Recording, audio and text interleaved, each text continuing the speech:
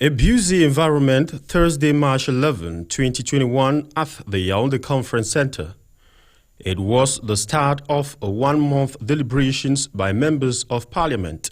The first ordinary session at the National Assembly for the 2021 legislative year. A busy period it was not only for the MPs, but also for reporters who followed every session to keep the public updated. Many items featured on the agenda for discussion. The entire House chamber had to set up a new bureau for works to effectively commence. At this point, the National Assembly got no speaker. For a few days, deliberations were chaired by the eldest member, Honorable Laurentine Kouathege. A week later, a new bureau was set up which had Right Honorable Kavayege Jibril re-elected Speaker of the House, with his deputies, secretaries, quaestors and commissions put in place for the smooth functioning of the legislative year.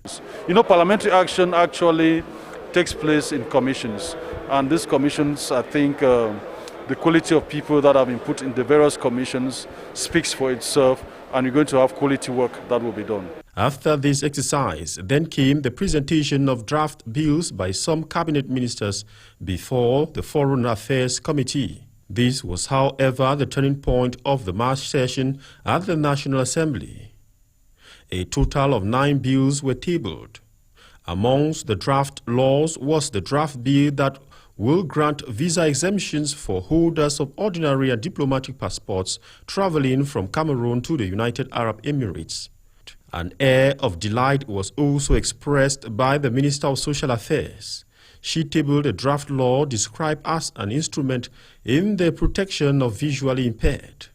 Alongside the bills that brought cabinet ministers before the lawmakers in a question and answer session, there were also seminars organized by the different parliamentary networks.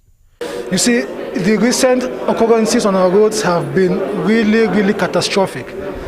A few accidents in the past couple of months, but with very high numbers of people dying. Our head of state has the beautiful vision, President Paul Biya, of emergence of this country by 2035. And we are there to accompany him. But then, can this be possible if we are dying every day on the roads? The answer is in the negative. A day to the end of this session, it was the turn of the chairman of the National Anti-Corruption Commission, CONAC, to respond to questions from MPs. The focus was on the strides made by CONAC in the struggle as well as challenges facing the implementation of the national strategy against corruption. What we used to do is to present the report to the public, but today we have decided with the contribution and collaboration of the National Assembly to present what we have done for 10 years ago. And what is interesting to notice is that there are many recommendations from the National Assembly, and it is interesting because it is reinforcing, it is giving a very good support from the member of the parliament so as to be really engaged for the fight against corruption. Friday, April 9, 2021 was the close of the March session of Parliament. In his closing remarks, the Speaker of the National Assembly called on government to regulate the use of social media, identify and punish those found guilty of tarnishing the image of the country and authorities through this medium. The end of the session was also marked by the reading of a declaration from lawmakers addressed to the U.S. Secretary of State in reaction to an open letter written by some Cameroonians in the United States of America. And in the declaration, the people's representatives clearly present the situation in the northwest and southwest regions of the country used by some unscrupulous individuals to rubbish the image of Cameroon abroad. Well, for 30 days it was actually a busy March session out there at the lower house of Parliament. I'm talking about the National Assembly. Well, MPs actually deliberated on so many issues, and of course we had cabinet ministers who were also part of this session.